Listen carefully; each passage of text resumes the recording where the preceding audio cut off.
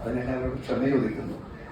പിന്നെ first of all content 5 ദിവസം നമ്മൾ ആഗ്രഹിച്ചിരുന്നത് എന്താണോ അത് കൂടുതൽ ഇതിനകത്ത് ഉൾപ്പെടുത്താനും അത് വളരെ ഫലപ്രദമായ രീതിയിൽ നമുക്കത് തരാനും കഴിഞ്ഞിട്ടുണ്ട്. ആ അർത്ഥത്തിൽ MSME അധികൃതർ എല്ലാ നിലക്കുള്ള അഭിനന്ദനങ്ങളും അർഹിക്കുന്നു. അത് ഞാനിവിടെ പ്രകാശിപ്പിക്കുന്നു. ഇങ്ങനെ എന്ത് കണ്ടന്റ് ഉണ്ടായിക്കഴിഞ്ഞാലും ആ കണ്ടന്റിനെ നമുക്ക് തരേണ്ടത് ഫാക്കൽറ്റീസാണ്. ഞാൻ കുറെ കാലം ട്രെയിനേഴ്സ് ട്രെയിനിങ്ങും ഒക്കെ ചെയ്തിരുന്ന ആളാണ്. ഇപ്പോഴും അതിൽ പുതിയ ചലനങ്ങൾ വീക്ഷിക്കുന്ന ആളാണ്. രണ്ടും ചെയ്യുന്നില്ല. ഇപ്പോൾ പരിശീലനത്തിന് പോകുന്നില്ല, പരിശീലകരെ പരിശീലിപ്പിക്കാൻ പോകുന്നില്ല, പക്ഷെ അതിൽ പുതിയ ട്രെൻഡുകൾ വീക്ഷിക്കുന്നുണ്ട്. അന്ന് മനസ്സിലാക്കുന്ന ഒരു കാര്യം, നേരത്തെ ഡെലിവറി നമ്മൾ കൊണ്ടുവന്നിട്ടുള്ള മരുന്ന് എങ്ങനെയെങ്കിലുമൊക്കെ വിൽക്കുന്നിടത്ത് പ്രോസസ് ഓറിയന്റഡ് ട്രെയിനിങ്ങിലേക്ക് വന്നിരുന്നു. ഇപ്പൊ അത് വീണ്ടും നമ്മുടെ അനുഭവങ്ങളിലൂടെ നമ്മളെ പഠിപ്പിക്കുന്ന ഒരു പ്രോസസ്സിലേക്ക് മാറിയിട്ടുണ്ട്. അറിഞ്ഞോ അറിയാതെയോ സുൽത്താൻ സാറും ഹീര മാഡവും ആ ഒരു ലെവൽ ഏറ്റവും ആധുനികമായ ഏറ്റവും പുതുമയുള്ള ഒരു പരിശീലന രീതിയിലൂടെയാണ് നമ്മളെ കടത്തിക്കൊണ്ടുപോയത്. അതുകൊണ്ട് തന്നെ നമുക്ക് കിട്ടിയതൊക്കെ വളരെ നന്നായിട്ട് ഉൾക്കൊള്ളാൻ കഴിഞ്ഞിട്ടുണ്ട്.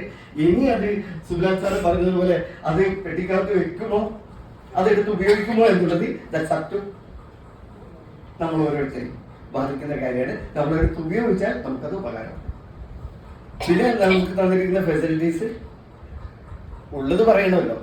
ചെറിയ അപാകങ്ങൾ, ചില തിരുത്തലുകൾ, അപാകങ്ങൾ എന്ന് പറഞ്ഞുകൂടെ ചില തിരുത്തലുകൾ MSMEയുടെ ഭാഗത്തുനിന്ന് ഉണ്ടാവണമെന്ന് ആഗ്രഹിക്കാണ്. അതിൽ ഏറ്റവും പ്രധാനപ്പെട്ട ഇയാൾ തന്നെ, ഈ ഒലിവലിക്ക് പലപ്പോഴും കൃത്യമായ സൗണ്ട് തരുന്നില്ല.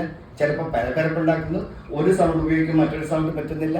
ഈ വീഡിയോ എന്താ പറയുക, മൊബൈലിലൊക്കെ കോഡ് ഉപയോഗിച്ച് ചില സൗണ്ടൊക്കെ നമ്മൾ കേൾപ്പിക്കാൻ ശ്രമിച്ചപ്പം ആ സൗണ്ടല്ല വേറെ പല സൗണ്ടുകളെ കിട്ടിയത്. ആ നിലയ്ക്ക് ലോജിസ്റ്റിക്സിന്റെ പാർട്ടിലുള്ള ചെറിയ കറക്ഷൻസ് ആവശ്യമുണ്ട്. അത് സാറിനെ പോലുള്ള ആളുകൾ ശ്രദ്ധിക്കുമെന്നും അതിനാവശ്യമായ തിരുത്തലുകൾ വരുത്തുമെന്നും അടുത്തൊരു അനുഭവം കുറെ കൂടി മനോഹരമാക്കി തീർക്കുമെന്ന് പ്രതീക്ഷിക്കുകയാണ്. പിന്നെ കിട്ടിയത് 28 ന്യൂ ഫ്രണ്ട്സ്. എൻ്റെ ഏറ്റവും വലിയ സമ്പാദ്യം ഞാൻ വിശ്വസിക്കുന്നത്, ഞാൻ പറഞ്ഞല്ലോ കുറക്കാലം ട്രെയിനേഴ്സ് ട്രെയിനിങ് ഒക്കെ ചെയ്തതുകൊണ്ട് കേരളത്തിൽ അങ്ങോട്ടും ഇങ്ങോട്ടും സുഹൃത്തുക്കളുണ്ട്. തൃശ്ശൂർ വന്നപ്പോഴും ഒറ്റയ്ക്ക് കിടക്കേണ്ടി വന്നിട്ടില്ല. പലരുടെയും വീടുകളൊക്കെ പോയി താമസിച്ച് അവരുടെയൊക്കെ സൽക്കാരമൊക്കെ സ്വീകരിച്ചിട്ടാണ്.